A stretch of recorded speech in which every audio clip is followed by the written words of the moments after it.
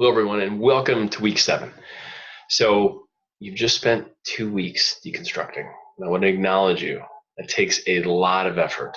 That takes persistence and diligence. These last 2 weeks have been, probably the least sexy parts of the journey.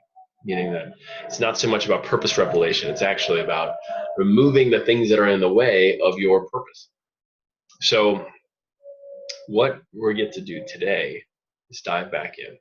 So we've been able to clear some space, take these ego parts that have been in the way and kind of move them to the side. Start to say, okay, I hear you, I acknowledge you, you're very hardworking. I'm appreciative of everything that you've given me so far.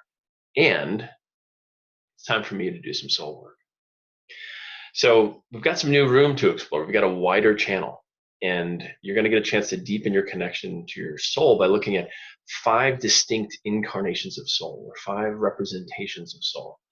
So your young, kind of golden child, you have pure innocence, the healed whole adult, the fully activated, on fire version of you that knows your purpose, as well as the ancestral part of your soul, the part of you that has been cultivated and invested in by your ancestors and mentors, as well as your universal connection.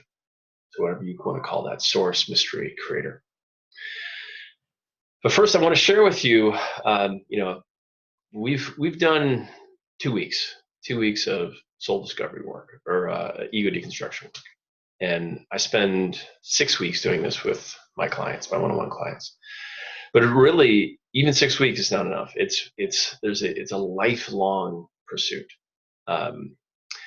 Now, I do this work. I continue to do work myself via the methods that we've described. Listening to each part, honoring their concerns, seeing if there's any requests I can make that will have them relax a little bit, and then following the commands of soul. But I also do a lot of men's work, which means shadow work. So getting to the source, getting down deep, deep, deep, deep, deep into that actual wound and begin to heal it and reparent it. So now that we're approaching week 7, the end is kind of in sight. Right? I want you to start to think about what's out there for you on the horizon after this. If you're feeling primarily the desire to heal yourself and to do shadow work, the Mankind Project weekend and men's circles, or the Woman Within weekend and their circles, are excellent ways to kind of continue to heal these deeper wounds. Now, I want to share with you what happened to me when I stopped. So I actually stopped doing shadow work, and it was pretty disastrous. So when I had begun my journey in the early 2000s, I did a bunch of landmark work, MKP, and sat in a couple circles in MKP, was continuing to do shadow work. But then I kind of got it in my head that it was all, a bunch of hooey. That I started to read a lot of these kind of spiritual nihilists like Nisargadatta and Wei Wu Wei and Richard Rose and Jed McKenna. And I basically convinced myself that personal development was a total folly, that all I needed to do was wake up to the Supreme Divine. I just needed to become enlightened, and then this whole ruse, this whole kind of manifested egoic experience would be over. And so I dropped out of MKP, and I basically got cooked by my shadow because I had stopped doing the shadow work. And it's basically the recipe for disaster. So for me, because I wasn't doing shadow work, because I wasn't examining my resistance, I didn't have a good method for keeping things out in front of me, shadow started to take over. And I ended up actually marrying, falling in love, deeply, madly, passionately in love with my first wife, who more or less triggered all of my daddy issues because I wasn't doing my work around my father wound. And so I projected all this stuff onto her, and some of it, was deserved, but it was, needless to say, it was a shadow marriage. She was projecting her dad's stuff onto me. I was projecting my dad's stuff onto her. And it was crazy. I mean, it was violent. It was, it was just so deeply dysfunctional. We were always kind of in this place of deficit, like recovering from the last major blow up. And that's what happens when shadow takes over. It basically makes your life a living hell. And coming out of that marriage, I had two therapists diagnosed me with PTSD. I was impotent. I got messed up dancing with shadow in that marriage. Like I was messed up. It was probably another like good year or two. Well, luckily, I had a good sense to go back into sitting in men's circles and doing the work. It was probably another good year or two before I could kind of come back into who I was. And that was like right when I was healthy enough to actually do real purpose work. So the universe basically says you got to do this work forever. Like there's no there. You're not going to get there. You're not going to be like, okay, I'm check that box. I'm done with my purpose work. I'm done with my soul work. I'm done with my resistance work and shadow work. But it's lifelong. So with that, I want to share with you an opportunity to take this work further. I've already mentioned MKP and Movement Within. Those are excellent. I recommend those trainings to everybody, by the way. But a lot of you have reached out and say, okay, well, how do I take this work deeper? How do I actually this is great, this is intense, but I want to go deeper. I want my life to look like my purpose. And so to fully do that, we've got to look at each of those voices. And so we've created a program for you called the Global Purpose Intensive. So we're in the Global Purpose Expedition. This is the intensive.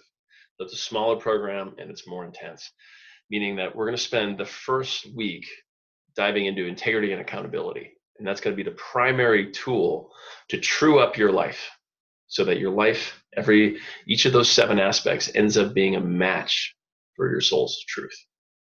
So you'll get to see towards the end of this program what your life could look like. So what could your health look like, your romance, your career, your family, your community, your finances, your spirituality, if soul was present, if each of these areas were the highest, most purposeful expression. So for some of you, that might mean like a great job. It might mean a soulful romance. It might mean the best body of your life. Who knows what it means? But the GPI is basically designed to help you do that.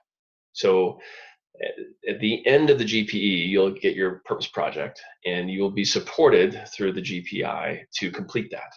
And so you'll be basically taking actions every week to move your purpose out into the world, not just in your own life in those 7 areas, but actually through a project that is the expression of your soul's purpose. And in 2 weeks from now, in week 9, we'll start to explore what that project could be. But the GPI will allow you to actually get it done, meaning like you'll have the support of this container, of this community, as you move your purpose out into the world and people begin to relate to you as your purpose. So after that first week of integrity training and accountability training, we're going to move into deeper shadow work, meaning like we're going to explore more deeply these key voices. So we'll do a deep dive on the 3 big ones you have of the 5. And by that point, you should start to see actually like what's possible. That by knowing these voices, by honoring them, and having a pretty clear, high definition, complete ego map about what's soul and what's not. So if it wants to keep you safe, keep you small, keep you looking good, keep you off the court, that's not soul. If it wants to connect and create and serve and express, and take risks and rejoice, like that's soul. So you'll have that intimate understanding. And so after we finish these 3 weeks of pulling apart these kind of 3 big voices, we're then going to do another 6 weeks of discovery and integration work.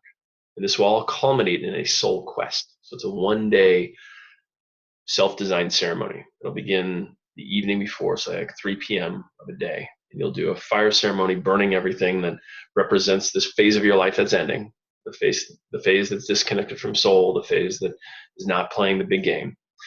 And then in the morning, you wake up and you'll go out to the land, and I'll train you on how to secure that spot, and you'll be creating a self-designed ceremony for the next 8 hours. And so this quest is basically designed to be the final lament, meaning like where you let it all out. where all the ways of being small, all the ways of not living your purpose, you surrender and sacrifice. You call forth this new phase of your life.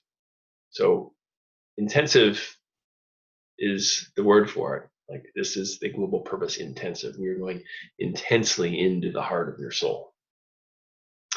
So once we complete this work, you will have a project that is finished in the world. You will have made purposeful upgrades to your life. And we'll do all this in a very similar fashion that we did for that we're doing here for the Global Purpose Expedition. There'll be a weekly call. You'll have pods. You'll have exercises, and in the pods, you'll basically be giving each other support around completing your projects. So you'll be making your promises and seeing how you did, and then using the integrity and accountability tools to explore what might be behind any gaps in performance, or if you didn't do what you said you were going to do. You'll also have one-on-one calls with people in the group. So each week that we're pulling apart one of these ego parts, you're actually going to get to share that with somebody else. And you're going to have the opportunity to actually read it aloud to each other so that you can make sure that that part is whole and complete, that there's no skeptic in your critic, and there's no image consultant in your risk manager and so forth, or your protector. So that's the GPI. You'll be hearing more about that soon. We'll open up registration here in a week or two. I just want to let you know that when we finish this course, there's more if you want it. And that begins next year in January. So I'd like to share with you today's quote. This is from Layla Watson, an Australian Aboriginal activist, artist, and academic.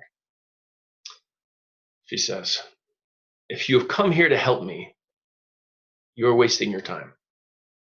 But if you have come here because your liberation is bound up with mine, then let us work together." Now, what Layla's pointing to is that purpose, living from soul, is very much a social endeavor. Meaning, we can't become who we are unless we're also moving out into the world and transforming people who need our help. We can't be who we are unless we answer that call from people out there. The call comes from outside. And our purpose, the wholeness of it, is really that bridge that moves us to answer our call. The way that we connect with those who are less fortunate, those who are oppressed, those who are impoverished, those who are unjustly discriminated against. Our purpose moves us to create this world for them, a better world. And once purpose begins to become your through line, like that upavita, that narrative, that baseline about what your life is like, it's all basically soul. Your means of livelihood, the ways that you enjoy yourself, and your mode of transcendence are one and the same. So in a sense, you may have heard the expression, work is prayer made visible. In a sense, purpose gives you access to that. It's giving you access to the divine, soulful expression of work, of livelihood, of connecting to what Thomas More calls your opus, your life's work. You create to both self-express and serve, but it's also worship. It's your way of becoming selfless, of expressing what is most true about you and what is most needed in the world simultaneously. And Jung talks about this kind of macro micro kind of symmetry. That's not the same, but whatever you're dealing with inside is what you got to solve outside. Whatever you're annoyed by outside is what you got to work on inside, and so forth. Now, I don't think anyone said it as beautifully as Martin Luther King in his letters from the Birmingham jail. But he says, in a real sense, all life is interrelated. All men and women are caught in an inescapable network of mutuality, tied in a single garment of destiny. Whatever affects one directly affects all indirectly. It can never, or I can never be what I ought to be until you are what you ought to be. And you can never be what you ought to be until I am what I ought to be. This is the interrelated structure of reality. So soul, purpose, is your license to participate in that, to articulate and weave your thread into the threads and the fabrics and the designs of everybody else. This is what we're doing. This is what your purpose tree is about. It's giving you that needle and thread, saying, I am going to surrender, serve, create, and really worship through my deeds in the world. So we're going to open you up to that today. We're going to dive you into an exercise called the Soul House. And this is a really powerful, very special exercise that owes a lot to all the titans in the space, Jonathan Gustin, Tim Kelly, but most notably George Durrani and Chris Kyle, who were the creators of the Man on Purpose course, the course that I co-taught with Chris Kyle after George retired from it. And it's a very special exercise that I hope you enjoy. Now, you'll also, like every week, you'll have your purposeful share, and I want to encourage you to take on the bonus. Call somebody with whom you have something incomplete and clean it up. Follow that purposeful share framework. Say, all right, well, here's what I'm getting out of this. And I didn't act in alignment with who I was. I treated you unfairly or poorly or unjustly. When you start to do that, you'll get more powerful. You'll start to feel really how soul, how purpose, how your virtues, your core shows up in your relationships. And then lastly, don't forget, every morning, do that purpose tree ritual. 1 to 3 minutes with your purpose tree, surrender to it, contemplate it, give thanks for it. See you next week.